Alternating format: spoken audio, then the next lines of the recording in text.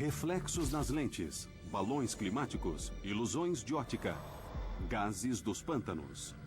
95% de todas as visões de OVNIs podem ser explicadas e rapidamente desacreditadas, mas 5% têm testemunhas suficientes e evidências factuais que exigem ser levadas a sério.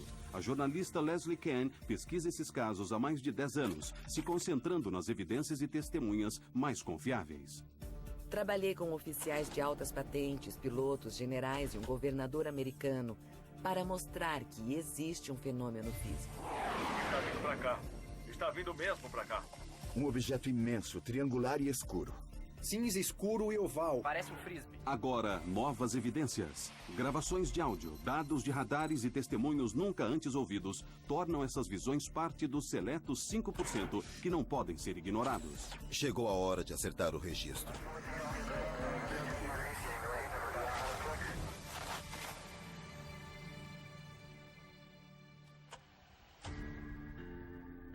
A grande maioria dos relatos de OVNIs são feitos por civis, em casos isolados, com uma ou duas testemunhas, e pode ser facilmente ignorado.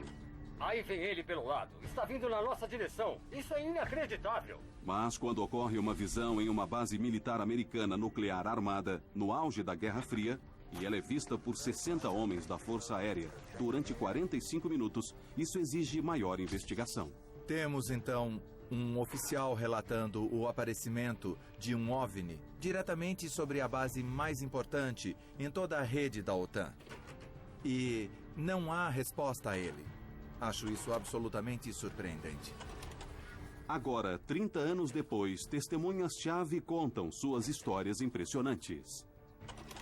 A equipe e as testemunhas receberam ordens para tratar a investigação como super secreta. E nenhuma discussão mais foi permitida. Esse é o extraordinário incidente da floresta de Rendlesham.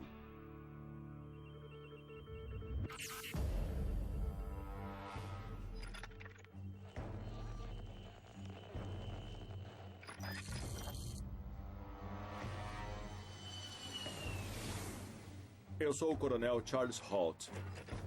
Em 1980, eu era subcomandante de base da Força Aérea Real em Bentwaters, Woodbridge, Inglaterra. Naquela época, Bentwaters era a maior divisão de caças táticos do mundo livre.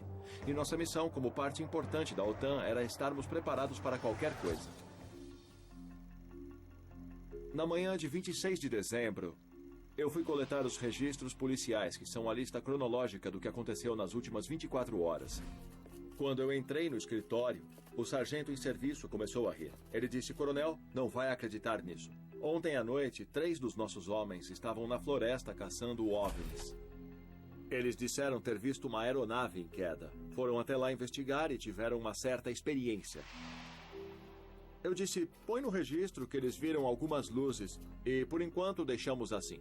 Holt tenta ignorar a história dos OVNIs apesar de rumores crescentes na base sobre uma nave estranha vista na floresta na noite de Natal. Mas em alguns dias, ele é forçado a agir. 2 noites depois, estávamos na festa de Natal, terminando a refeição principal e esperando a sobremesa, quando o tenente em serviço chegou ao comandante da base e disse: "Precisamos conversar. O OVNI voltou." Eu tinha certeza de que ia acabar com aquilo.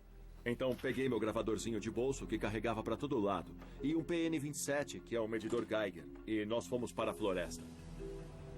Mais tarde, em 27 de dezembro de 1980, o coronel Holt leva um grupo de 4 militares, incluindo um comandante de voo e um especialista em prevenção de desastres, para o local onde a suposta nave aterrissou 2 noites antes. Olhei e encontrei metade da nossa força de segurança lá fora. 5, 6, 7 veículos, jipes, picapes de 6 passageiros e eles tentando iluminar a floresta. E eu pensei, isso é um desastre das relações públicas prestes a acontecer. Eu mandei eles pararem e levarem o máximo possível de pessoas e de coisas de volta para a base. E com o meu gravadorzinho, eu levei uma pequena equipe para a floresta no suposto local de aterrissagem. Encontramos uma clareira, o que parece uma área devastada aqui. Temos leituras bastante positivas. Esse é o epicentro? É sim. Holt e sua equipe localizam 3 marcas, formando um triângulo no suposto local de aterrissagem. Que tipos de leituras conseguimos? Alguma coisa? Chegou a 7 décimos aqui. 7 décimos bem ali no centro? Isso mesmo. As medições de radiação são 10 vezes acima do nível normal ou natural, sinalizando que definitivamente há mais no local do que Halt notou a princípio.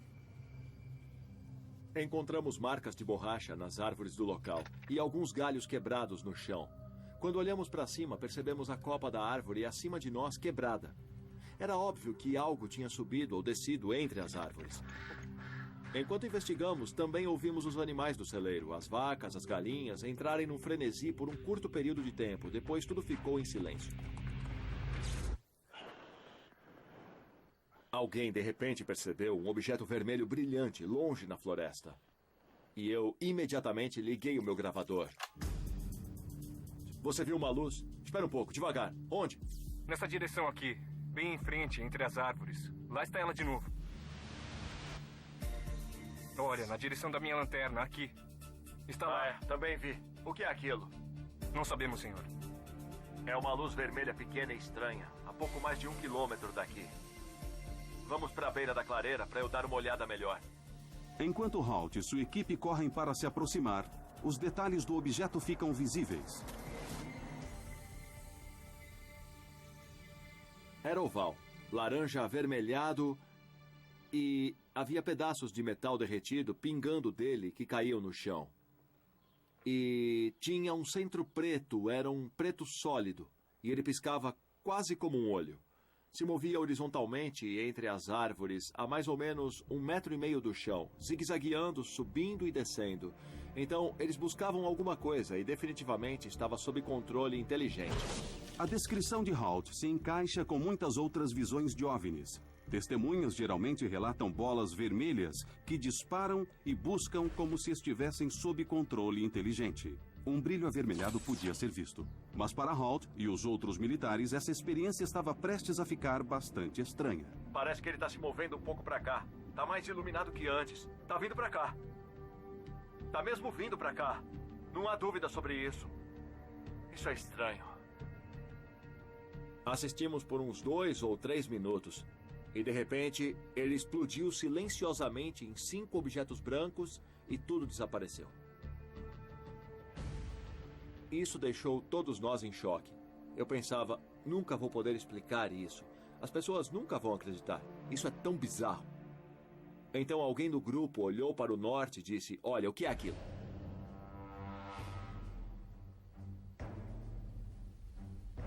E vimos 4 ou 5 objetos elípticos, com luzes multicoloridas, provavelmente a uns 900 a 1.200 metros de altitude. Eles se moviam em alta velocidade, com movimentos precisos e angulares. Também vi. O que é aquilo? Ouvimos muitas conversas nos rádios e tivemos dificuldade o tempo todo também. Tinha muita interferência. Alguns diziam que eles enviavam um feixe de luz para a área de armazenamento de armas, e ficamos muito nervosos com o que acontecia. Se move rápido. Esse à direita está se afastando também.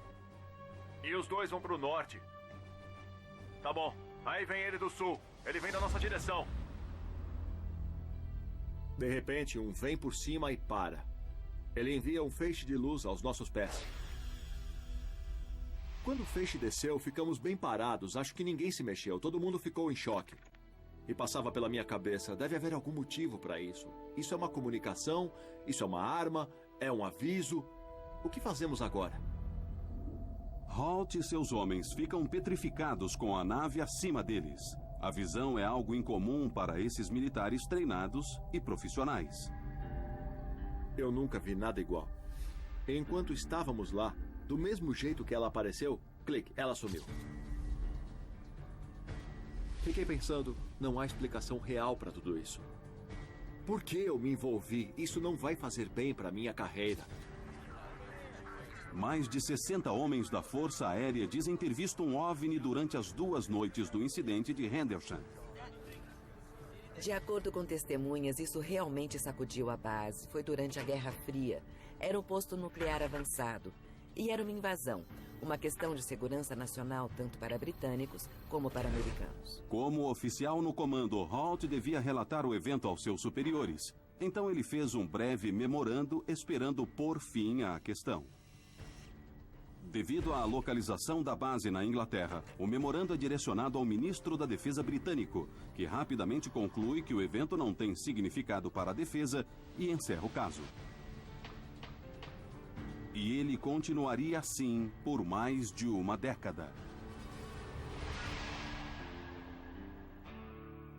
Meu nome é Nick Pope. Eu trabalhei para o ministro da Defesa por 21 anos. E no início da década de 90, eu analisei o projeto OVNI. Meu trabalho era investigar as visões e determinar se havia alguma evidência de ameaça em potencial ao Reino Unido. Em 1994, Nick Pope inicia uma revisão do caso encerrado do incidente da floresta de Rendlesham. Uma coisa que me chamou a atenção foi a aparente falta de qualquer resposta formal ao relatório do Coronel Halt. Era um dos oficiais de maior patente dando seu relato, fazendo um relatório sobre a aterrissagem de um OVNI na proximidade de duas das bases mais importantes em toda a rede da OTAN. E não há uma resposta a ele. Acho isso absolutamente impressionante. Pope começa um estudo exaustivo de 3 anos, revelando vários erros na investigação, incluindo uma confusão sobre a jurisdição. O incidente da floresta de Rendlesham envolvia as bases gêmeas Bentwaters e Woodbridge. Claro que eram bases da Força Aérea dos Estados Unidos, mas em solo britânico. Então, houve uma confusão total sobre quem seria o responsável. Outro problema era que o local de aterrissagem não tinha sido imediatamente isolado. As pessoas iam e vinham contaminando o local. Ele devia ter sido revistado com um detector de metais. Amostras do solo deviam ter sido tiradas. E isso não aconteceu. Anos depois dessa revisão, Pope descobre uma das falhas mais críticas da investigação original. Eu observava a questão se o OVNI teria sido ou não rastreado no radar. Uma das testemunhas disse que, por um instante, surgiu um alvo não identificado sobrevoando as bases por umas 2 ou 3 passagens do radar. E depois ele desapareceu. Mas quando os americanos fizeram o relato ao Reino Unido, a data estava errada. Então, claro que o ministro da Defesa olhou a noite errada. E quando percebemos o erro, a fita do radar tinha sido destruída.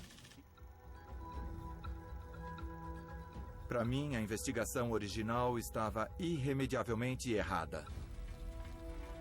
Mas Pope iria além de simplesmente detalhar as falhas da investigação original. Logo, ele encontraria uma testemunha que chegou quase a tocar numa dessas incríveis naves. E produziu imagens impressionantes de um OVNI como nunca vistas antes. Ficou claro para mim que não tínhamos apenas uma evidência de que um ou mais objetos não identificados estiveram sobre o Reino Unido.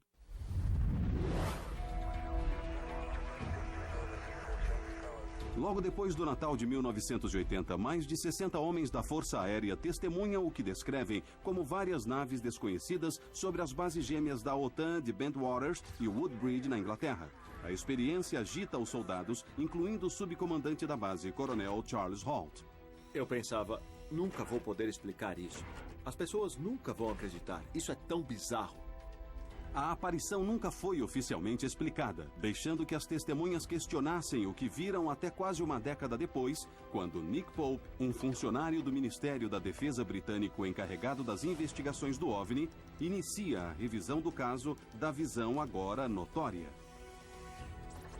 Então ficou claro para mim que a investigação original estava irremediavelmente errada. Incomodado com as falhas, Pope aprofunda a investigação. Em 1994, ele entrevista um homem que se tornaria uma testemunha-chave do caso, o sargento James Peniston, aviador americano encarregado da segurança. 2 dias antes da visão do Coronel Halt, o sargento Peniston também tinha visto um OVNI. Ele e 2 outros aviadores tinham se aproximado desse objeto. E ele se aproximou o suficiente para fazer desenhos espetaculares.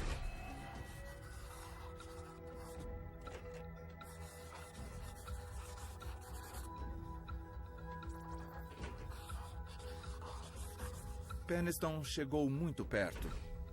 Viu a forma triangular. E é interessante perceber as marcas que foram encontradas no local de aterrissagem na forma de um triângulo. E altas leituras de radiação que foram registradas naquelas 3 marcas.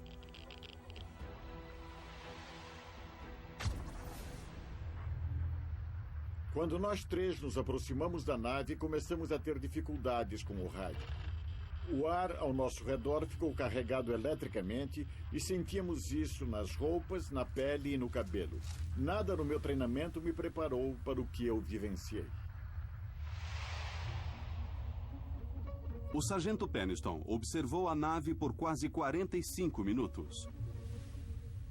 As informações mais intrigantes são os estranhos símbolos que vemos ao lado, que ele disse lembrarem um pouco os hieróglifos egípcios. Ele desenhou isso em seu caderno.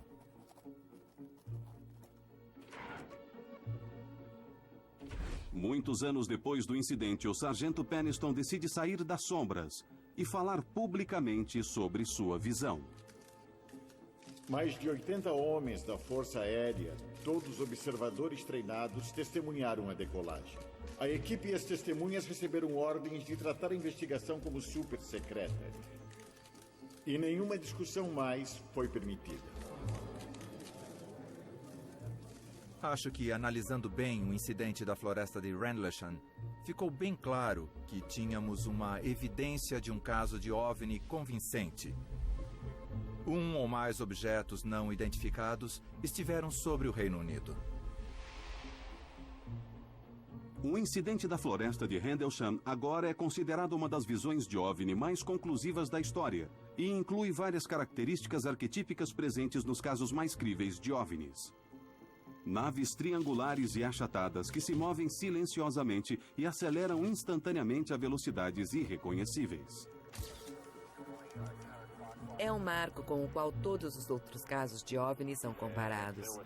E quando você junta todos os casos que envolvem militares de alto nível, oficiais do governo, pilotos, casos que foram oficialmente investigados, você tem um grupo de evidências que simplesmente não pode ser ignorado. Tem uma coisa muito estranha. Mas o que acontece quando uma cidade inteira testemunha um OVNI que dizem ter o tamanho de 2 ou 3 campos de futebol? Tinha a forma de um bumerangue. Um objeto grande, preto, vindo em nossa direção. Achei que eu fosse desmaiar porque fiquei fascinado olhando aquela coisa. Eu acho que ele tinha 1,5 km. Em 1997, milhares de pessoas em Phoenix, no Arizona, testemunharam uma nave enorme. Essas luzes pertencem a visitantes do espaço? Foi passado na televisão. Então, as pessoas saíam de suas casas e olhavam para o céu.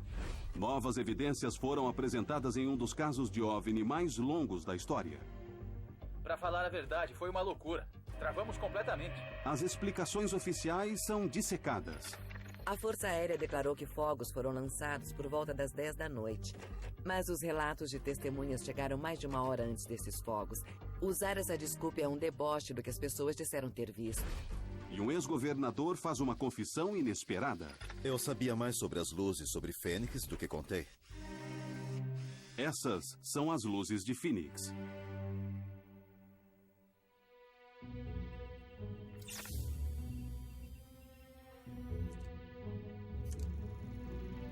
Eu sou Fife Symington, ex-governador do Arizona.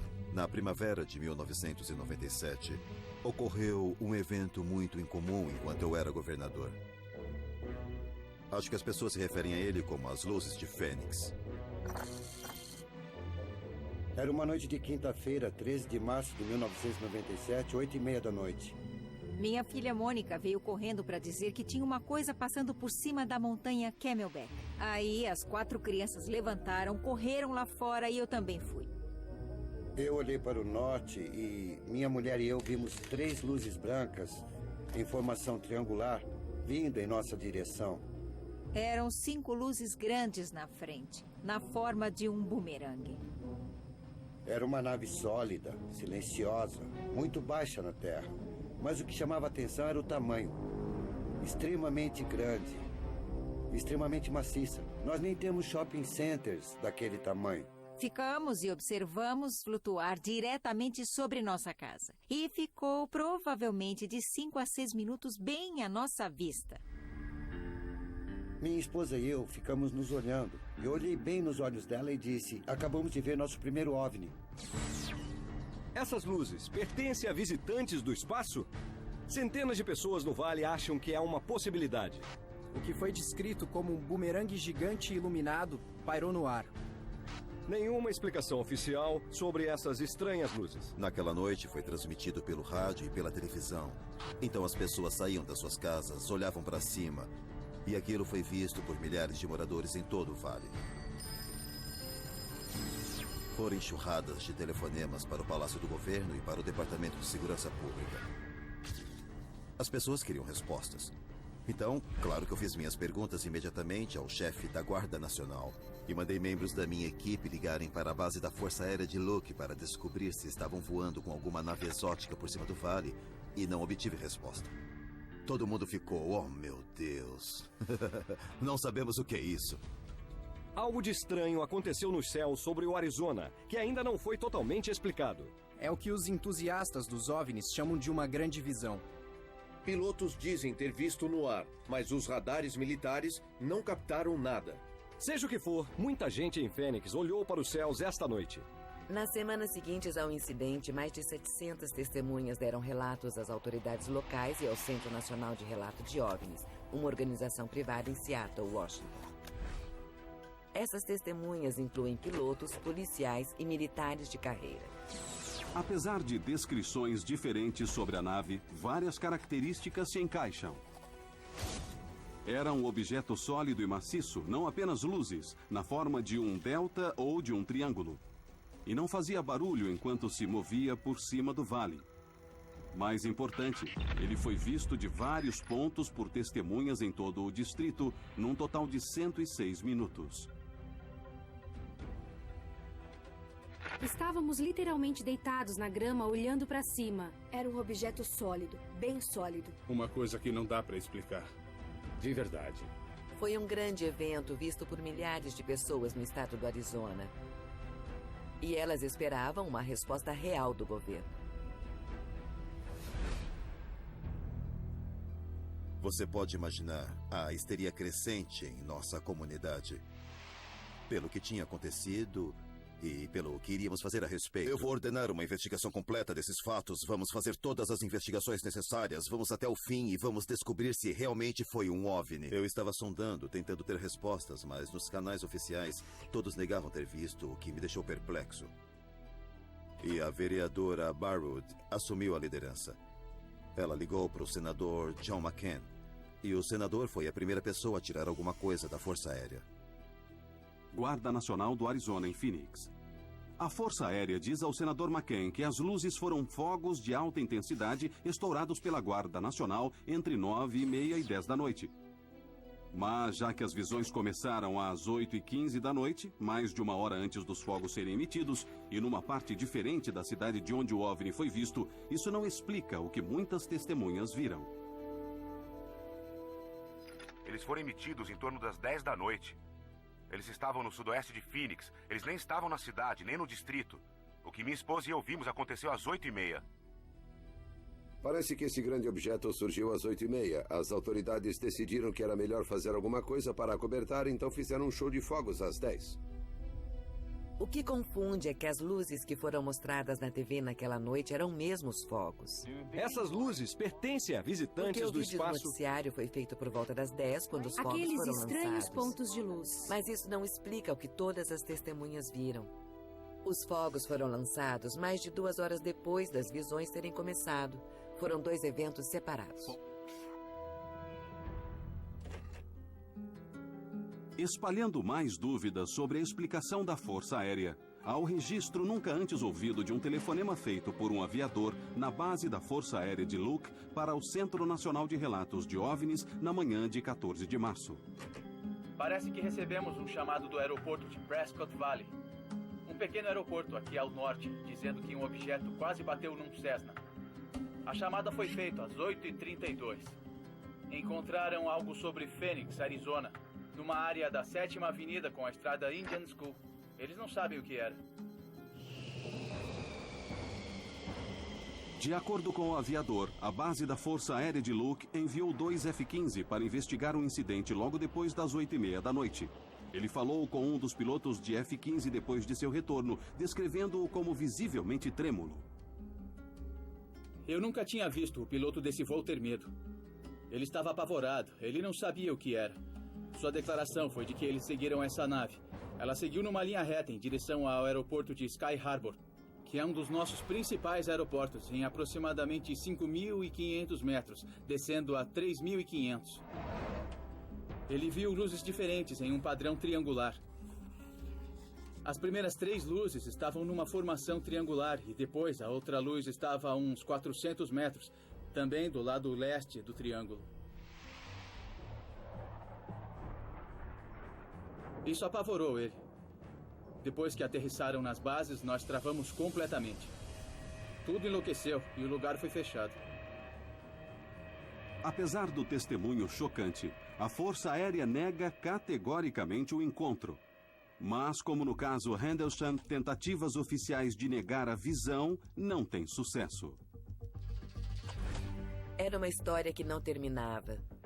E o governador sabia que teria que falar disso. O governador Fife Symington está determinado a descobrir o que eram aquelas luzes. Logo, as luzes de Phoenix ganhariam projeção nacional e o governador Symington faz sua confissão assustadora. Eu sabia mais sobre as luzes de Fênix do que contei.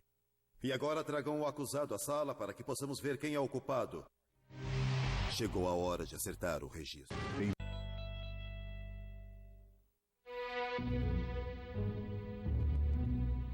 Quando você é servidor público, tem que tomar muito cuidado ao lidar com assuntos sensíveis e incendiários como visões de OVNIs. O fato é que se você é funcionário público e começa a falar sobre OVNIs, você é atacado, é inacreditável. Começamos hoje com aqueles estranhos pontos de luz. Mas quando eu olhei do lado esquerdo... Em 2007, estima-se que 10.000 pessoas testemunharam um OVNI sobre Phoenix. Relatos descrevem uma nave em forma de delta no tamanho de vários campos de futebol. Como a nave de Rendlesham, ela foi vista de vários pontos por testemunhas de todo o distrito, num total de 106 minutos. Milhares e milhares de pessoas viram. E houve um alvoroço no interesse público próximo à histeria. Entusiastas dos OVNIs por todo o país. 3 meses depois da visão, o US Today põe as luzes de Phoenix na primeira página, forçando o governador Symington a dar declarações. No início de junho, houve uma grande publicidade e, de repente, nós nos vimos encurralados. Então, eu organizei uma coletiva de imprensa para tentar acalmar um pouco as emoções. Em 19 de junho, Symington faz uma coletiva de imprensa para anunciar que o mistério tinha sido desvendado. E agora eu vou pedir ao oficial Stein e aos seus colegas que tragam o acusado à sala para que possamos ver quem é o culpado. Não ponham muito perto de mim, por favor. Isso só serve para mostrar que vocês são muito sérios. Foi uma brincadeira muito divertida, mas infelizmente foi encarada da maneira errada. Foi um insulto. Fiquei muito ofendido, assim como muitas testemunhas. Porque muita gente podia ter falado, mas resolveu se fechar, se recusou a falar sobre isso por esse motivo, pelo ridículo. Eu fiquei com muita raiva, porque tenho certeza do que vi e não gostei desse tipo de atitude. Essa coisa ficou sobre minha casa por 5 minutos e alguém devia se importar. Alguém devia se importar. Aquela coletiva irritou muita gente. E eu me arrependo daquilo. Mas o que me incomodou foi que eu sabia mais sobre as luzes de Fênix do que contei.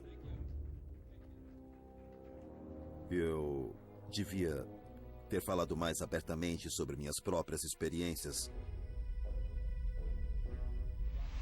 Em 13 de março, eu estava jantando com minha família. A televisão estava ligada. E eu sabia das notícias sobre o OVNI. Então eu disse, vou pegar o carro e vou até a Estrada Lincoln, depois da Skull Peak, para ver o que está acontecendo. Quando cheguei aqui, havia gente só curtindo o parque.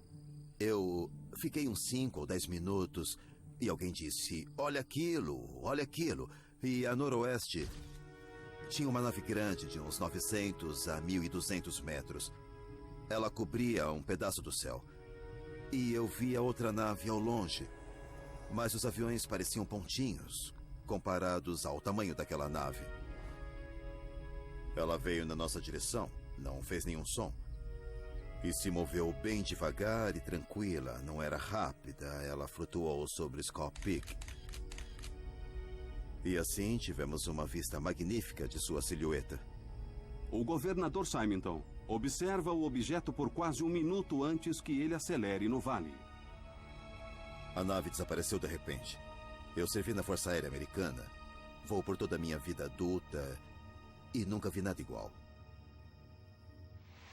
Tinha capacidades aeronáuticas inacreditáveis, algo muito além de tudo que temos ao nosso dispor. Com certeza, era incrível. Mas eu pensei, melhor eu ficar quieto porque sou governador. E se começar a falar sobre isso vai criar mais histeria ainda. E não devemos esquecer o fato de que eu tinha um estado para governar. Simonton manteve o silêncio em seu segundo mandato, mas agora, quase 15 anos depois, o ex-governador dá lições a autoridades públicas. Eu acho que no que diz respeito ao governo, nós somos levados a sempre ter explicação para tudo.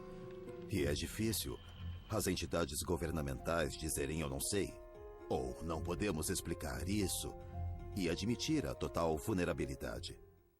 E agora precisamos focar. Mas eu aprendi uma lição dura sobre isso, através da experiência pessoal. Autoridades precisam ser mais abertas e mais corajosas para lidar com questões como essa. Obrigado! Precisamos lidar com legitimidade e objetividade, e se não soubermos o que é, dizemos que não sabemos. É hora de acertar e fazer a coisa certa. Os detalhes do que foi visto na noite de março de 1997 ainda são avidamente debatidos, e o caso das luzes de Phoenix continua sem solução. Mas o que não se questiona é que o caso revelou uma necessidade urgente de estudos dos OVNIs e de uma entidade oficial do governo para receber e investigar relatos. Como está agora, não existe uma entidade oficial para as pessoas nos Estados Unidos recorrerem se ocorrer algum evento que elas achem que deva ser relatado. E o interessante é que, em termos da comunidade da aviação, a FAA diz a seus funcionários no manual que, se virem um OVNI, não devem relatar nada à FAA. Então, eles dizem no manual que o governo americano não quer saber de nada sobre visões de OVNI. Pilotos e pessoas na comunidade da aviação, em particular, são excelentes testemunhas. Mas, com frequência, quando veem OVNIs, elas não relatam, porque acham que terão problemas em sua carreira. Isso é um problema real porque torna o caso mais difícil de ser registrado e limita muito os dados disponíveis sobre o fenômeno. Sem uma agência oficial que colete as visões, junto com a ridicularização que rodeia os relatos, é impossível ter registros precisos da frequência e da magnitude das atividades de OVNIs. Mas na comunidade da aviação, isso impõe um grande risco à segurança. Se esses objetos voadores não identificados são reais, as colisões no ar com nossas aeronaves podem ser catastróficas. Torre, aqui é o Dave. Oi, Dave, é a Sue, da torre da United. Você viu um disco voador no C-17? Eu não vi nada, Sue. E se visse, eu não admitiria. Menos de uma década depois das luzes de Phoenix, essas questões voltaram à tona com a suposta invasão de um OVNI a um dos aeroportos mais movimentados dos Estados Unidos. Vários pilotos e funcionários da United Airlines juram ter visto um OVNI. Com certeza não era o que chamamos de avião. Eu estava bem tranquilo agora no fim da minha vida terrena, mas de repente senti um vazio. É verdade que não há um lugar para a alma? Que morrer é deixar de existir? Eu, com meu livre-arbítrio, me atrevo a dizer que é um engano. E perdão Deus se com isso o incomoda. Mas eu tenho que dizer isso mesmo assim. Não me diga que tudo acaba em riso.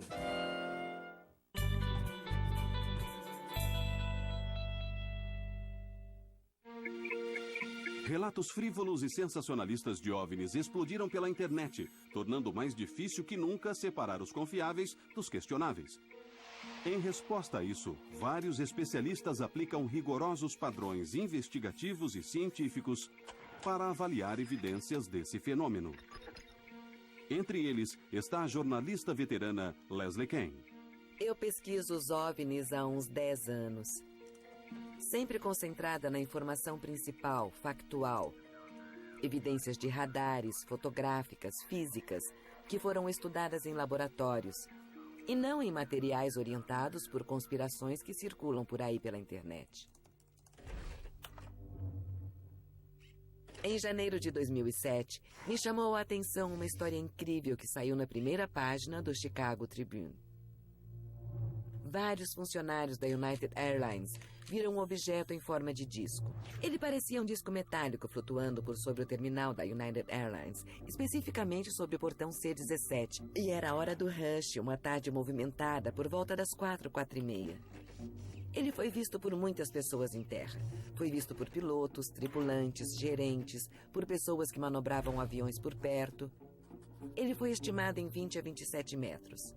Dizem que ele sobrevoou o portão C-17 por uns 5 minutos. Depois, a coisa, de repente, disparou pelas nuvens acima e abriu um buraco nelas, bem exato, como um cortador de biscoitos.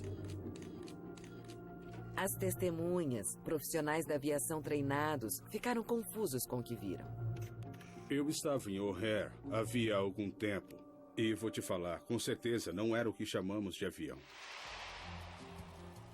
O caso O'Hare se une à montanha crescente de dados de OVNIs com características comuns a visões anteriores. Era um objeto em forma de disco que flutuava em silêncio e acelerou instantaneamente em velocidades irreconhecíveis. Mas a parte mais crítica da evidência ainda seria revelada. Torre, aqui é o Dave. Oi, Dave, é a Sue da Torre da United. Sue. Você viu um disco voador no C-17? Ah, não começa com isso, Sue. Vários meses depois do incidente, Kean obtém uma cópia das fitas da torre de controle, que incluem uma gravação nunca antes ouvida de um supervisor da United Airlines ligando para relatar a visão. Tudo bem, desculpe. O que eu posso fazer por você? Ah, desculpe. Houve um... Eu disse ao Dave que havia um disco voando por cima do Charlie 17 e ele achou que eu estava drogada. Mas eu não me droguei e também não bebi. Sei. Uma pessoa tirou uma foto dele, se vocês virem lá fora. Tipo um frisbee? É como um OVNI. Tá bom. Tá bom? Tudo bem, eu vou ficar de olho. Tá, tchau. Tudo bem. Essa é uma evidência muito importante. Ela mostra que havia algo lá. Isso foi relatado à torre, mas foi tratado como uma piada. E eu acho que isso é devido, ao menos em parte, à política da FAA de desencorajar relatos de OVNIs. Apesar de ser espaço aéreo restrito, um aeroporto movimentado no meio da hora do rush e ninguém soubesse o que aquela coisa poderia fazer, isso era um perigo grave. Então a FAA inicialmente não disse nada, mas quando essas fitas foram liberadas, eles tinham que dizer alguma coisa. Sob pressão pública, a FAA libera uma explicação superficial 2 meses depois da visão. A primeira coisa que a FAA disse às pessoas foi que isso seria algum tipo de reflexo de luz das nuvens acima. Disseram que as luzes do aeroporto podiam fazer coisas estranhas nas nuvens. Mas o problema é que as luzes do aeroporto não tinham nem sido acesas ainda. A segunda explicação que a FAA deu foi que seria um fenômeno climático, provavelmente o que se chama de buraco nas nuvens. Esse buraco nas nuvens é um fenômeno natural, causado por cristais de gelo caindo de uma nuvem de cima em um banco de nuvens abaixo, fazendo um furo na nuvem. O problema é que você tem que ter temperaturas baixíssimas para que isso ocorra. Sabemos que estava quente em O'Hare naquele dia. As temperaturas não estavam congelantes no nível das nuvens. Então, existe uma impossibilidade física absoluta daquele evento ter sido causado por um buraco nas nuvens. Por fim, o caso O'Hare e a resposta da FAA a ele são típicos de como o governo americano lida com as visões de OVNIs. Primeiro, eles evitam ter que falar sobre isso. Mas se ficar impossível, as autoridades lançam qualquer explicação que acharem melhor, sendo ela plausível ou não.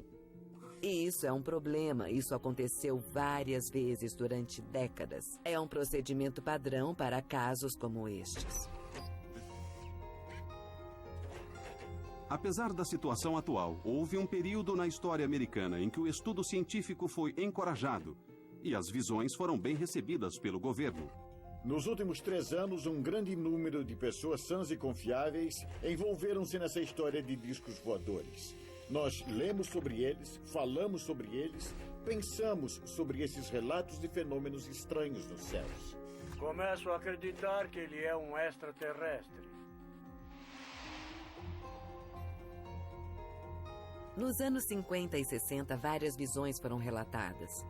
Havia muita cobertura da mídia e as autoridades não sabiam o que estava acontecendo. Isso foi durante a Guerra Fria, então havia uma preocupação do público em geral sobre coisas inexplicadas no céu. O governo americano abriu uma agência na Força Aérea chamado Projeto Blue Book, e seu propósito era tomar relatos do público e investigar casos.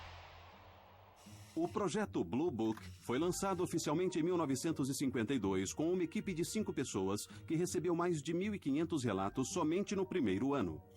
Eu dirigia para o norte, na estrada 101, umas 3 horas da tarde. Eu percebi luzes azuis incríveis que passaram pelo meu avião. Eu olhei para a direita e havia no céu 3 tubos de luz fluorescente. Ela passou por mim, praticamente por cima da minha cabeça. O objeto voava em linha reta. Contei 8 delas, seguindo direto para o mar. Comecei a ouvir um som parecido com assovio. Uma luz linda, meio rosada, meio prateada. Entre 1952 e 1969, o Blue Book recebe mais de 12 mil relatos de OVNIs, quase 800 não foram desvendados. Logo, fica claro que o alcance do fenômeno é bem maior que o pequeno escritório da Força Aérea pode lidar. Blue Book estava fadado ao fracasso desde o início. Tinha pouco pessoal, era incompetente de certa maneira e se tornou um exercício de relações públicas para a Força Aérea. Então, em 1966, foi decidido que seu futuro dependia de um estudo financiado pelo governo baseado na Universidade do Colorado. O estudo da universidade é liderado pelo Dr. Edward Condon, um médico e ex-chefe do Bureau Nacional de Padrões. Condon foi tendencioso contra OVNIs desde o início. Na verdade, em um artigo de 1967, ele disse: "Minha crença é de que não há nada nisso, mas não devo chegar a essa conclusão antes de um ano." O relatório de Condon terminou em 1968 e inclui análises valiosas de casos de OVNIs não desvendados em suas quase 1.500 páginas. Mas elas foram amplamente ignoradas diante do sumário de 2 páginas escrito pelo próprio Condon, que declara que não são mais necessários os estudos científicos de OVNIs.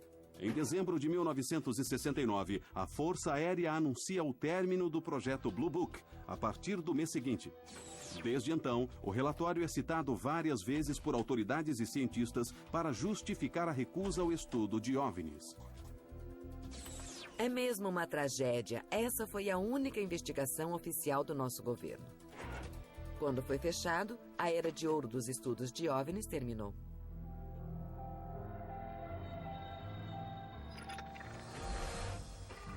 Desde 1970, muitos casos desafiariam as afirmações por trás do término do Blue Book. Mas uma visão de 1986, perto de Anchorage, no Alasca, daria evidências que deviam ser levadas a sério. Aqui é o 1-2. Em outro equipamento, confirmamos que há 2 objetos voando em torno de sua esquadra 1550. Onde ele está? Está seguindo ele? Parece que sim.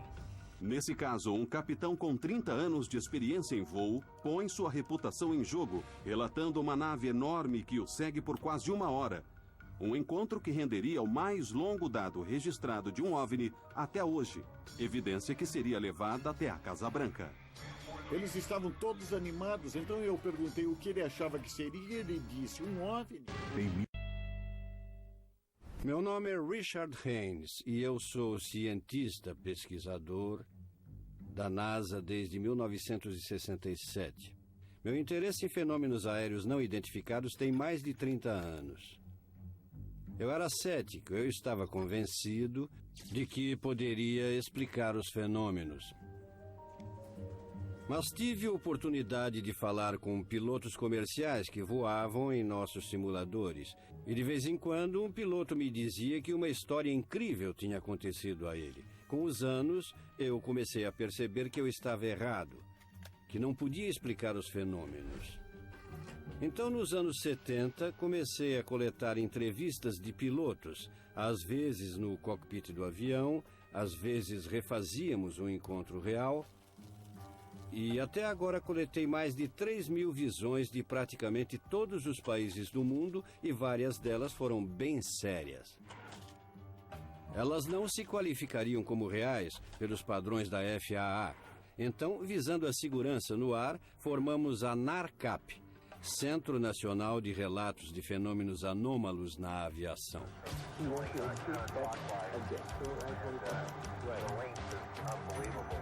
A NARCAP é um centro de relatos para pilotos e controladores de tráfego aéreo que queriam dar relatórios de suas visões de maneira totalmente confidencial. Isso é muito importante porque vários pilotos temem por suas carreiras. Eles acreditam que serão ridicularizados. E a implicação é de que se você vê algo num voo, não é competente para pilotar a aeronave, o que é absurdo. Temos que contornar essa situação. Aqui é o 1-2. Em outro equipamento, confirmamos que há 2 objetos voando em torno de sua esquadra 1550.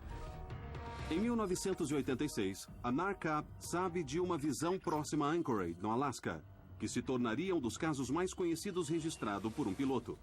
Um investigador importante nesse caso foi o ex-chefe de divisão da FAA, John Callahan. Eu era o gerente da divisão de investigação e avaliação de acidentes da FAA. A regra era, caso algo acontecesse, quer fosse uma notícia ou um acidente, tínhamos que saber antes que a poeira baixasse.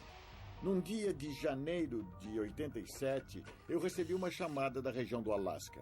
Parecia que um OVNI tinha perseguido um 747 japonês pelos céus por 31 minutos.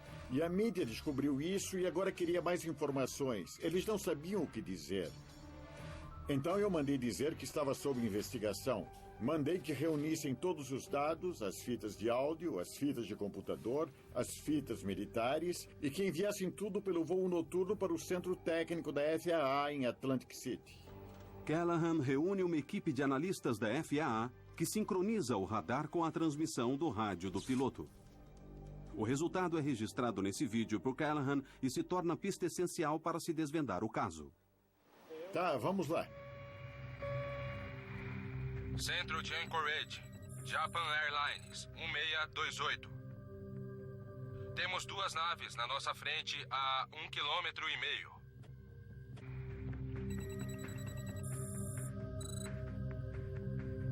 O capitão Kenjo Teruchi, um capitão da Japan Airlines, pilotando um 747 de carga de Paris para Tóquio, achou ter visto um teste militar de algum tipo mais avançado. Quando ele olhou o radar, viu um alvo enorme, 12 ou 14 ou 16 quilômetros à sua frente. E a primeira coisa que ele fez foi chamar a FAA para saber se eles tinham algum tráfego junto dele.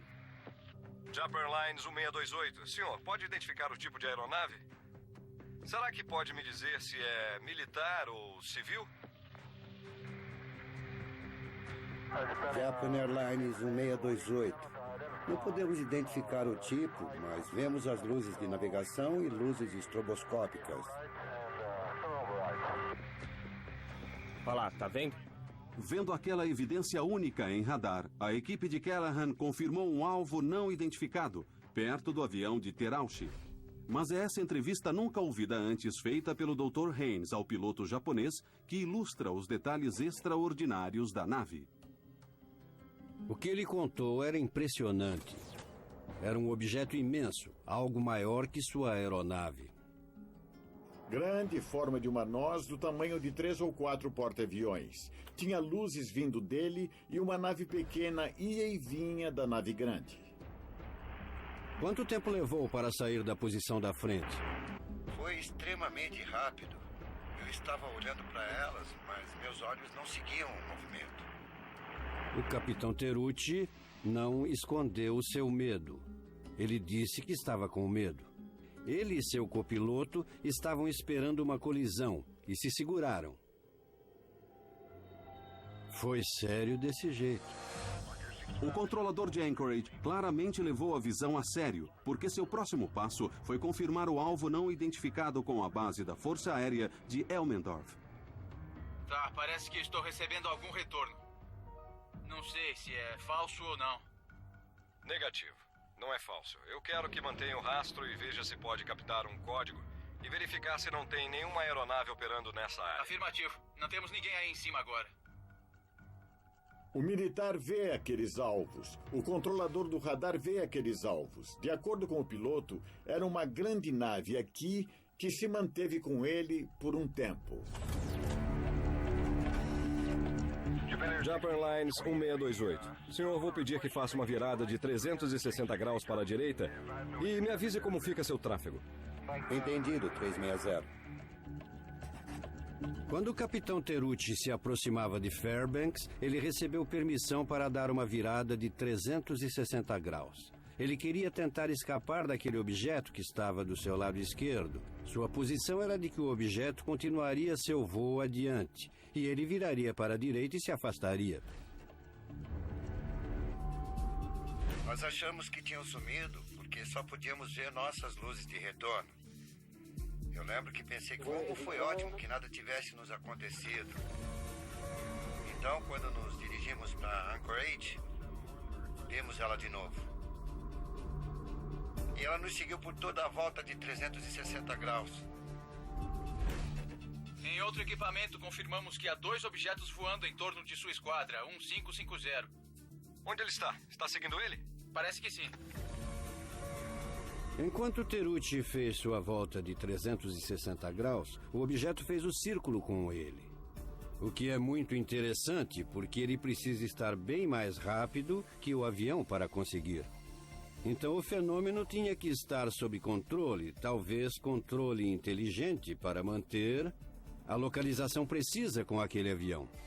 O piloto vê, seu copiloto vê, a base militar e o controlador de Anchorage rastreiam no radar e um passageiro de um jato da United Airlines, voando perto, também disse ter visto uma nave desconhecida na área. Ao todo, a visão do Alasca tem muitas características comuns com os casos mais verossímeis de OVNIs, incluindo o de Rendlesham, o de Phoenix e o de Chicago.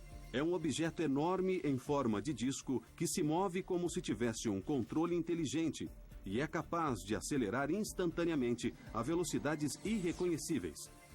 E o mais incrível, o encontro dura quase 55 minutos por uns 560 quilômetros, fornecendo dados significativos à FAA.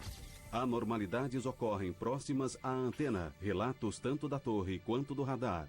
Eu fiz um mapa com a análise que explica tudo em torno do 747. E até um cego pode ver que há um alvo lá. Mas achei que era uma aeronave furtiva. Imagina se alguém acredita em OVNIs. Quando Callahan voltou a Washington, uma reunião foi marcada com a equipe científica da Casa Branca para uma revisão dos materiais.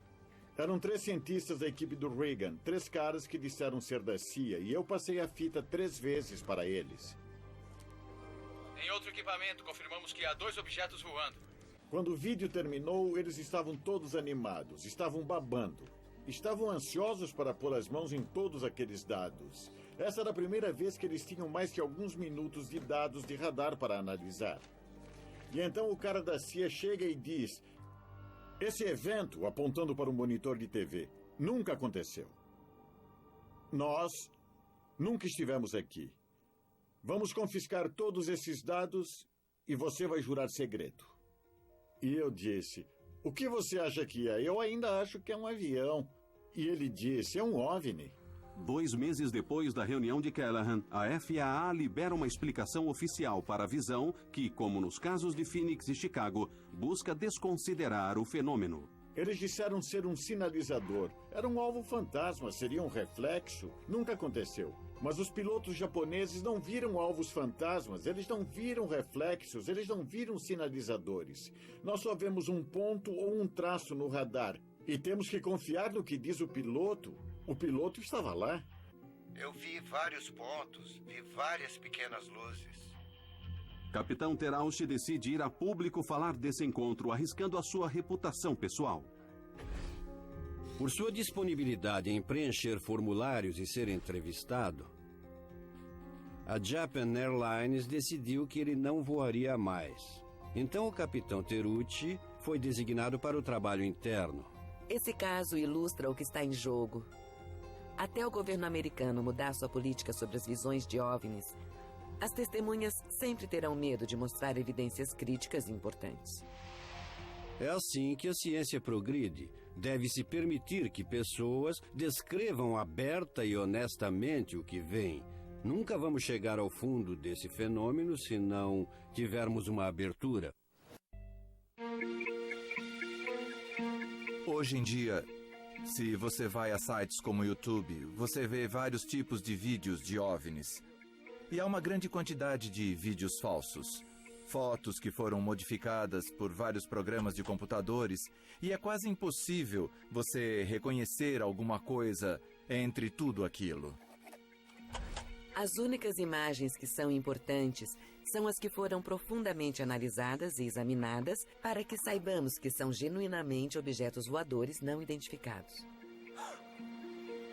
Um dos vídeos de OVNI mais vistos na web, com mais de 17 milhões de visualizações no YouTube, é esse, que dizem ter sido feito no Haiti em 2007. Junto com outras imagens recentes online, ele intrigou os observadores de OVNIs.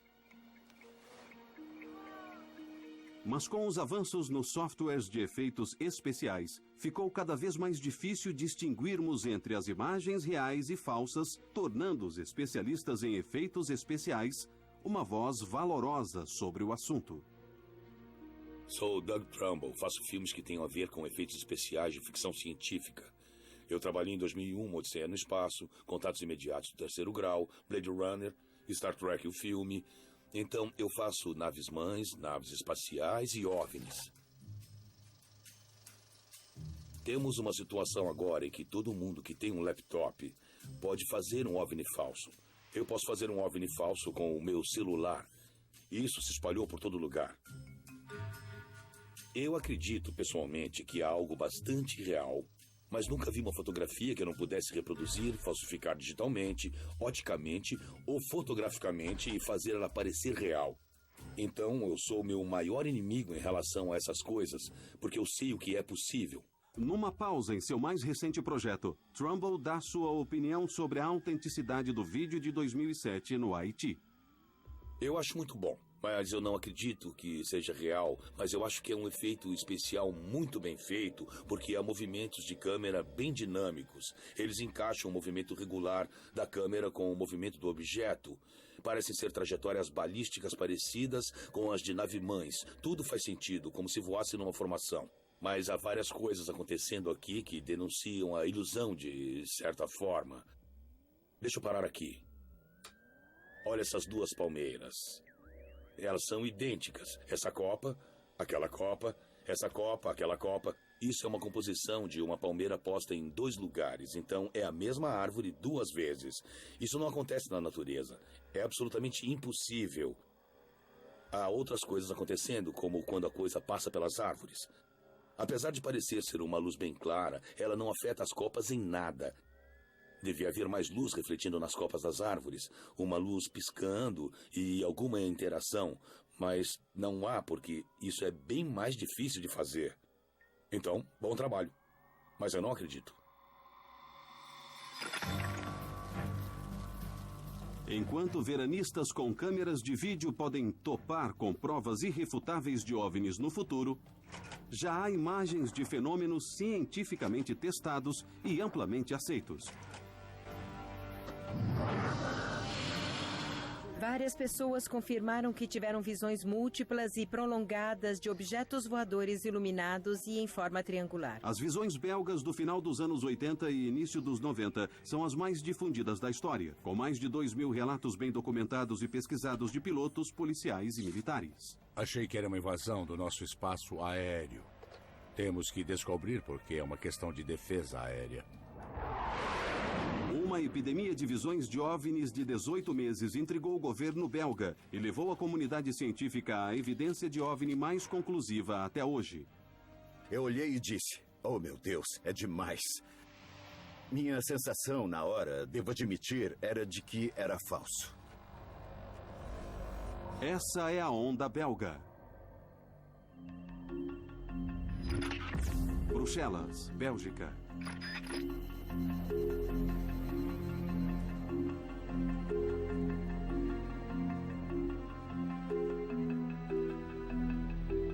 Meu nome é Patrick Ferry e eu fui um dos fundadores da SOBEPS, que é uma associação sem fins lucrativos dedicada ao estudo de fenômenos aeroespaciais. Em 1989, a situação era bem tranquila aqui na Bélgica em relação a OVNIs. Tanto que decidimos fechar a associação porque não havia mais nenhuma visão. E, de repente, coisas estranhas começaram a acontecer na área de Eupen. E esse foi, historicamente, o início da onda belga de OVNIs. 17 horas de 29 de novembro de 1989.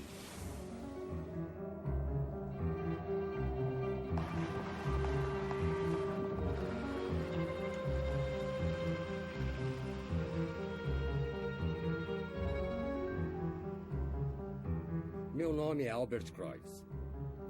Na noite de 29 de novembro de 1989, eu estava no rádio da polícia de Eupen. Por volta de 5:30 da tarde, uma equipe de policiais informa a Kreutz sobre um objeto voando sobre um campo próximo e iluminando-o como um estádio de futebol.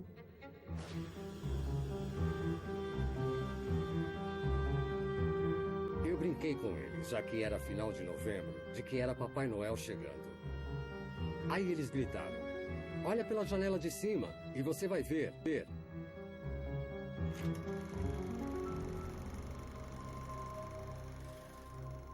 Eu fui à janela e vi um objeto de uns 200, 300 metros na minha frente.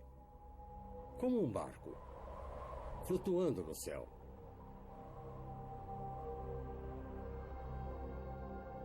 Era magnífico de ver. E isso me fez pensar que não estamos sozinhos na Terra. No universo. Eu achei aquilo lindo.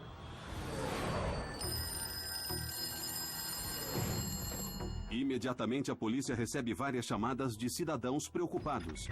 Tem 2 objetos voando no céu. Então ele ordena que policiais em locais próximos sigam o objeto. Sigam, fiquem embaixo dele. Um deles era Dieter Plummans, inspetor-chefe da polícia de Kelmis. Plummans estava em ronda com seu parceiro, pegando traficantes perto da fronteira com a Holanda, quando recebeu uma chamada. Quando ouvimos a chamada pelo rádio, estávamos nessa direção. Vimos uma luz ou um tipo de objeto por cima da torre em Henri Chapelle. E nos perguntamos o que é aquilo.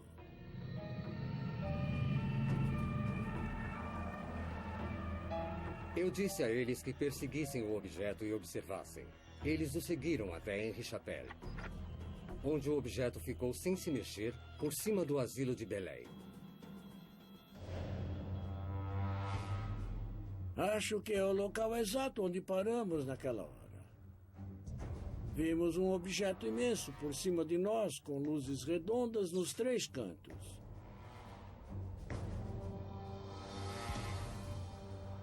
E em algum ponto, um objeto bem menor saiu por trás. Ele tinha uma luz vermelha que piscava junto com a luz maior. Plummans e seu parceiro observam os objetos por vários minutos e, de repente, a bola vermelha volta para a nave maior. O objeto subiu e depois foi embora.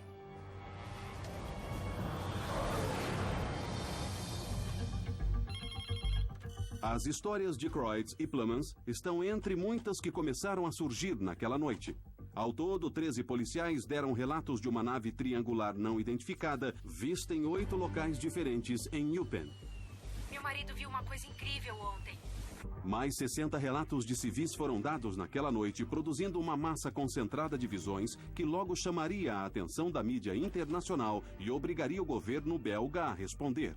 Foi uma noite histórica, porque as visões eram parecidas.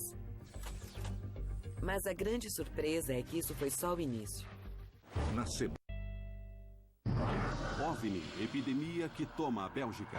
Várias pessoas confirmaram que tiveram visões múltiplas e prolongadas de objetos voadores iluminados e em forma triangular. Eles viram um estranho fenômeno no céu, um OVNI. Essas aparições... No dia seguinte, ao 29 de novembro, houve uma ampla cobertura da mídia. Infelizmente, não foi possível uma maior interação. Estava na TV, no jornal, para todo lado.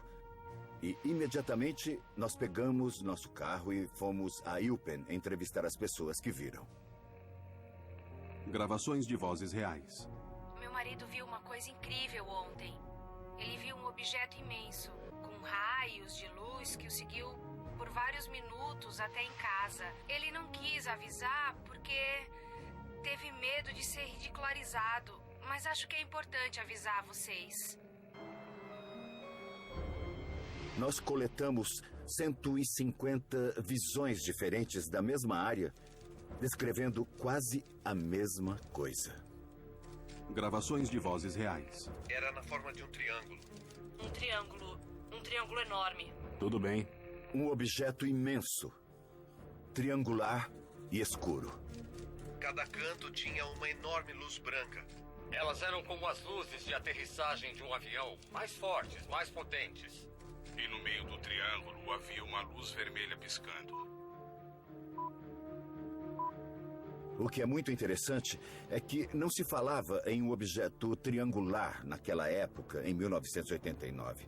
Naquela época, em ufologia, as pessoas falavam sobre discos voadores que eram redondos, essas coisas, mas não em um objeto de forma triangular e escuro. Isso era bastante novo. Muitos relatos de OVNIs perto da fronteira belga. As visões belgas de 29 de novembro chamaram a atenção internacional, exigindo uma resposta imediata do governo. Um homem é indicado para comandar o inquérito do governo, o general Wilfred de Brouwer, chefe de operações da Força Aérea Belga. Em 1989, eu era encarregado da proteção do espaço aéreo do país quando um total de 143 visões foram relatadas na área de Eupen.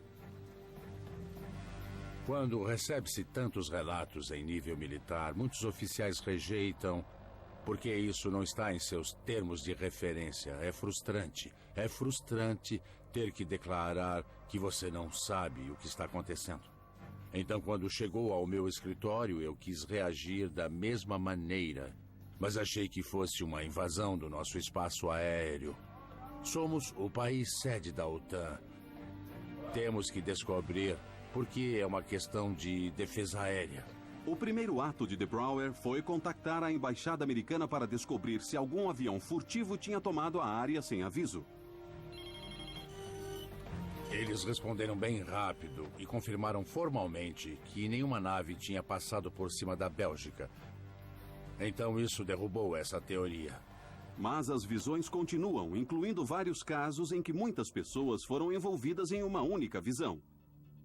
Policiais, militares e gente do governo, um meteorologista da Força Aérea. Testemunhas muito confiáveis, todas elas convencidas de que viram algo excepcional. Um dos casos que mais intrigou de Brouwer ocorreu apenas 2 semanas depois das visões iniciais, quando várias testemunhas relatam uma nave de forma triangular perto da cidade rural de Ernage. De Brouwer é particularmente tocado pela história do coronel André Hamon, um engenheiro civil que também é diretor de infraestrutura do exército belga. Eu estava saindo de casa com a minha esposa para buscar meu filho na estação de trem de Gembloux. Eu percebi 3 painéis amarelos se movendo paralelamente a mim na estrada. Embaixo deles havia uma luz pulsante. Eu não entendi o que era. Minha esposa disse, deve ser só um avião. Mas eu queria ver, então eu reduzi. O objeto ficou paralelo ao meu carro. Então eu acelerei e reduzi umas 2 ou 3 vezes mais e toda vez o OVNI me acompanhava. O OVNI passou atrás da floresta de Sarternarche. Então eu virei à esquerda e parei num pequeno monte diante de uma fazenda. O OVNI veio ali, por trás da floresta. Eu vi um objeto imenso com uma luz branca se aproximar até ficar uns 100 metros na nossa frente. Você ouviu o trânsito na estrada e um trem passando a 1 quilômetro dali. Mas não se ouvia nenhum barulho vindo desse objeto que estava apenas a 100 metros na nossa frente. Observamos ele por 6 ou 8 minutos. E minha esposa disse: André, vamos, entra no carro, não gosto disso. E nesse ponto, a grande luz branca recua e dispara para o sudoeste. No tempo de um suspiro. Pela minha experiência, esse tipo de aceleração exige uma grande quantidade de energia, que não seria possível sem materiais que conduzam em baixas temperaturas. E hoje, 20 anos depois, sei de uma coisa. Não existe um objeto feito pelo homem que possa fazer o que eu vi aquele objeto fazer naquele dia. Não existia na época e ainda não existe hoje. É impossível. Coronel Amon envia um relatório ao ministro da Defesa e é um dos muitos militares que convenceram o governo belga de que era necessária uma ação. Decidimos armar um procedimento para lançar, no futuro, uma nave para identificar essas visões, mas sob condições. Primeiro, testemunhas tinham que relatar à polícia. Ela confirmava a visão e depois nós ligávamos para a estação de radar que tinha autoridade para enviar o F-16.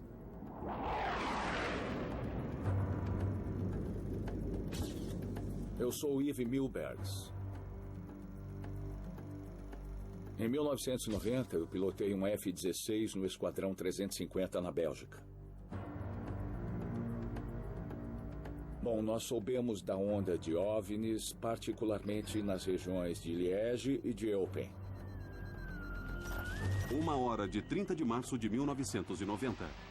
Na noite de 30 de março de 1990, a unidade de Milbergs é informada de visões de OVNIs em torno da cidade de Leuven.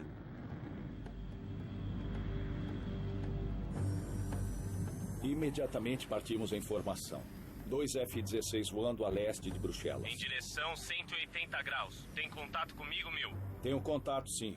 Nosso objetivo era interceptar ou chegar o mais perto possível dos objetos e tentar identificá-los o melhor possível. Seguindo para o sul, se movendo bem rápido agora. Pode investigar. Cheque armamentos. A velocidade em que o objeto se movia, a grande variação de altitude e seu curso eram únicos. Velocidade do objeto 1.833 km por hora. Em combate aéreo, estamos habituados a ver objetos se moverem muito rápido. Mas nesse caso, as variações eram incomuns, o que provava que estávamos lidando com um objeto muito diferente de uma aeronave. Perdi contato agora. Coletiva de imprensa, Força Aérea Belga. Aqui vocês podem ver que o vetor do objetivo está em 300 graus, a velocidade está em 1.833 quilômetros. Isso é uma velocidade normal? Não, a velocidade normal de um avião nessa altitude é por volta de 650 e 740 quilômetros. Sob pressão de uma imprensa e público famintos, De Brouwer faz uma coletiva de imprensa para discutir o voo de Milbergs. Essa é uma velocidade de 1.870 quilômetros e foi a maior velocidade que registramos. Os F-16 registraram objetos que voavam em velocidade normal, mas de repente viravam e aceleravam em velocidades que eram mais altas que a velocidade do som. Isso não pode ser feito por nenhuma nave convencional. As acelerações levam o objeto de 280 km a 920 em questão de segundos. Infelizmente, só um dos radares de nossos F-16 gravou informações suficientes para a análise, o que significa que não podemos comparar as fitas para excluir a interferência eletromagnética, que é um reflexo de um objeto, às vezes no chão, que pode passar pela atmosfera e ser captado pelo radar do F-16. Então não temos 100% de certeza de que era realmente um objeto. Devido à falha no segundo radar, autoridades do governo não podem conferir o que contam os pilotos, mas Milbergs continua convencido. Eu acredito pessoalmente que havia um objeto naquela localidade naquele dia. Temos testemunhas em terra, estações de radar e aviões. 3 fontes diferentes vendo o mesmo objeto, ao mesmo tempo, no mesmo lugar. Havia alguma coisa no ar naquela noite. As visões individuais da onda belga são impressionantes e impressionam De Brouwer e outros investigadores por sua legitimidade. Mas o que eles não tinham era algo irrefutável. Uma evidência que levaria os relatos diretamente à esfera da ciência. Numa noite de primavera, numa aldeia próxima de onde tudo começou, essa evidência finalmente chegaria. E os resultados seriam mais do que os imaginados. Minha sensação, na hora, devo admitir, era de que era falso.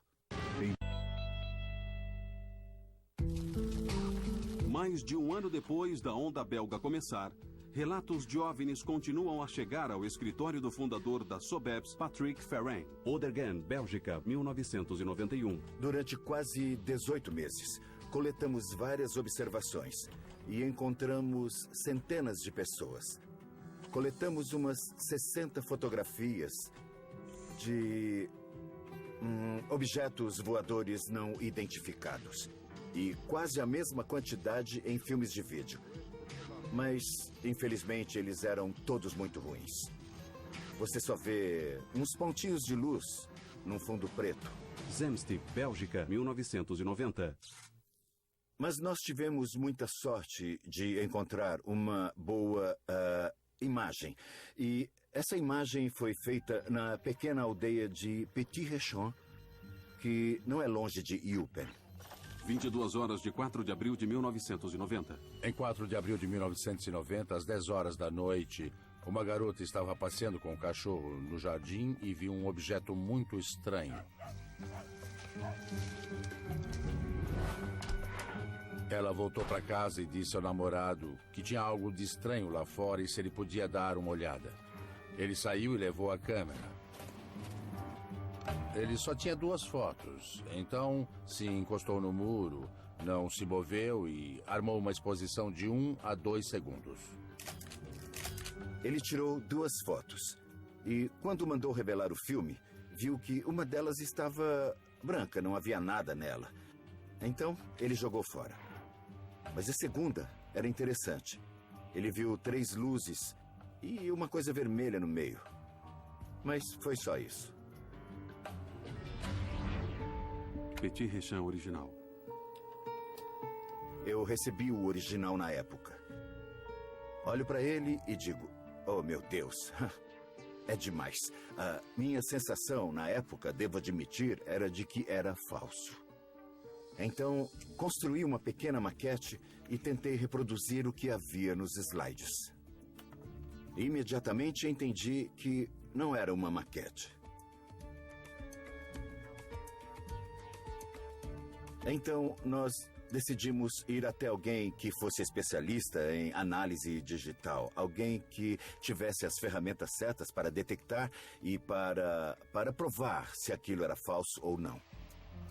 O slide foi colocado em estudos por um ano pelo professor Mark Acheroy, um físico nuclear da Academia Real Militar em Bruxelas.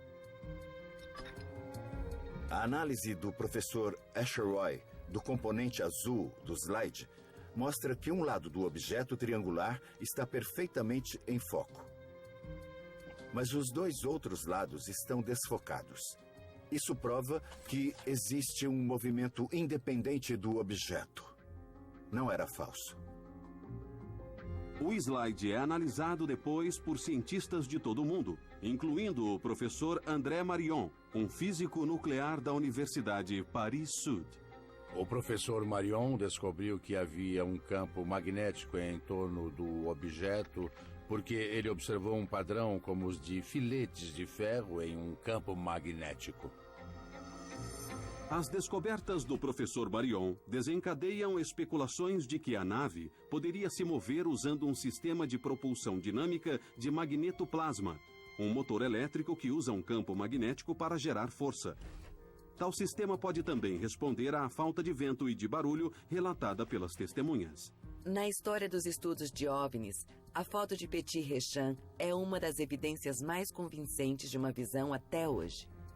Não só reforça milhares de relatos de toda a Bélgica, mas também ilustra muitos atributos dos casos de OVNIs mais confiáveis. Uma nave triangular que se move em silêncio e acelera instantaneamente a velocidades irreconhecíveis.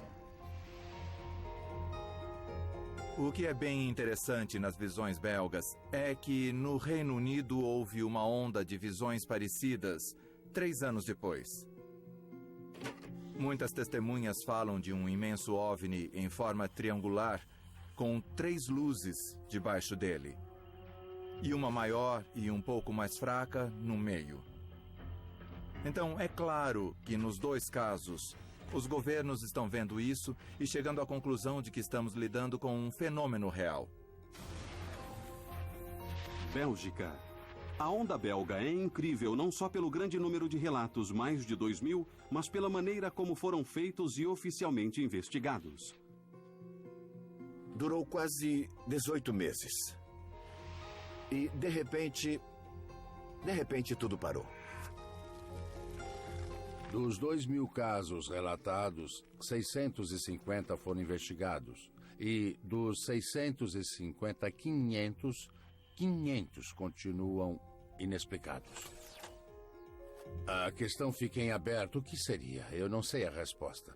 Com certeza, só posso dizer que não era uma aeronave, nem um helicóptero, nem um balão, nem Zeppelin, nem ultraleve, nem aeromodelo, nada disso.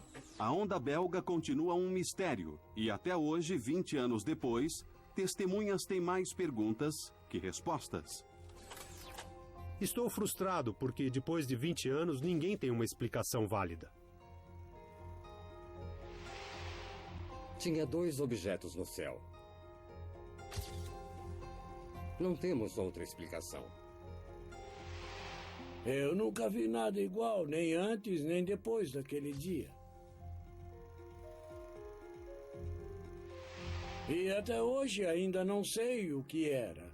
É algo extraterrestre? Pode ser, só posso contar o que eu vi. Na semana... Ela entrou para a história com o nome de Revolta da Armada, pois até o século XIX a Marinha era chamada de Armada. E foi justamente entre os líderes da Marinha Nacional que a revolta eclodiu. A revolta não, as revoltas, já que na verdade elas foram 2. Desde a proclamação da República não restavam dúvidas de que ia haver uma ressaca. Afinal, o movimento de 15 de novembro de 1889 foi articulado pelo Exército. A Marinha tinha uma longa tradição monarquista e, portanto, não tomou parte na derrubada do Império.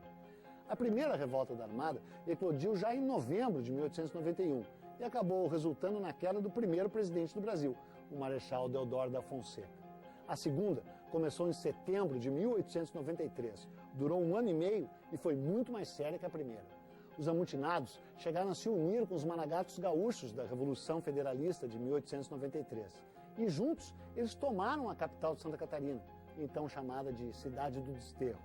Mas foram vencidos e muitos deles sumariamente fuzilados. E o que é pior, uma cruel homenagem ao algoz Floriano Peixoto, a capital catarinense passou a se chamar Florianópolis. Na escola, em geral, nos ensinam que a história do Brasil sempre foi mansa e pacífica e que somos uma nação construída por homens cordiais. Mas a revolta da Armada mostra que a trajetória do país é repleta de sangue, suor, de som e fúria. Como, aliás, é a história do mundo. Uma história humana, humana até demais. Fique ligado.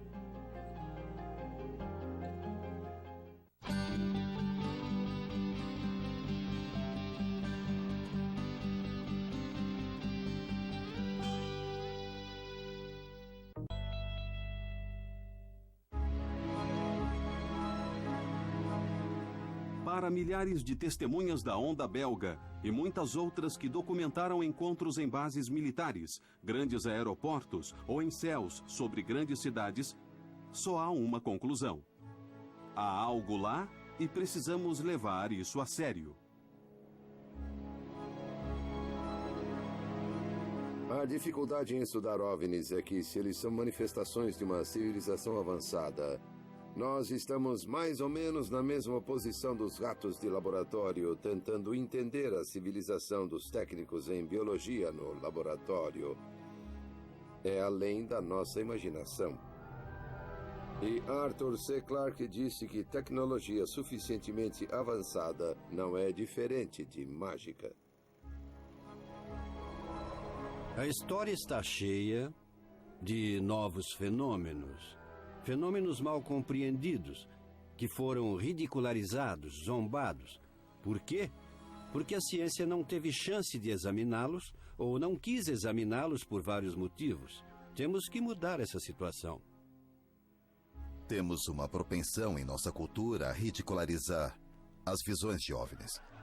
É um problema e precisamos ser mais maduros sobre isso no país. Sabe, nem tudo são luzes de aviões, balões meteorológicos e truques. Há fenômenos reais aqui. Isso é uma coisa que a comunidade científica devia observar.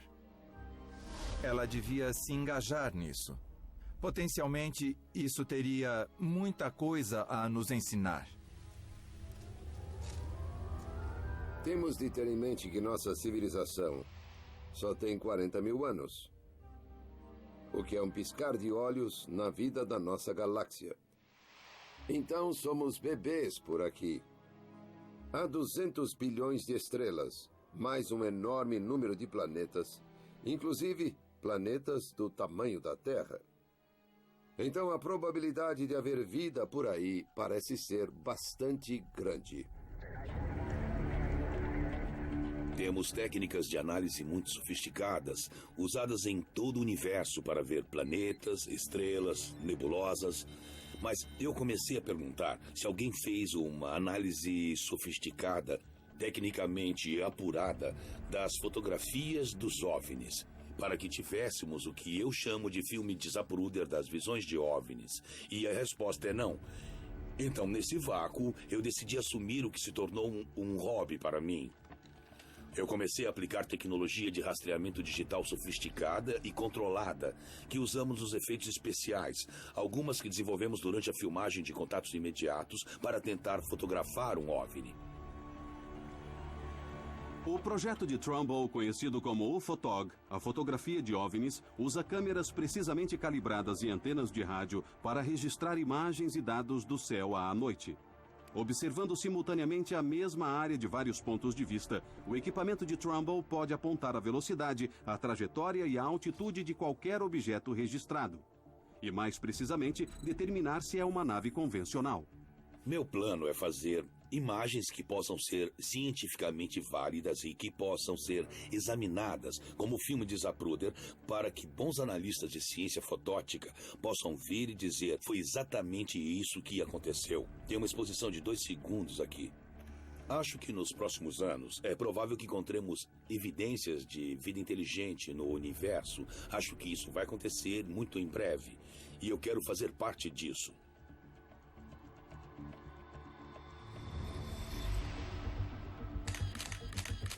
É uma época bem animadora para se estar envolvida na pesquisa de OVNIs. Há maior chance de capturarmos dados mais exatos. Mas também temos que ter extremo cuidado, mantendo os padrões bem altos.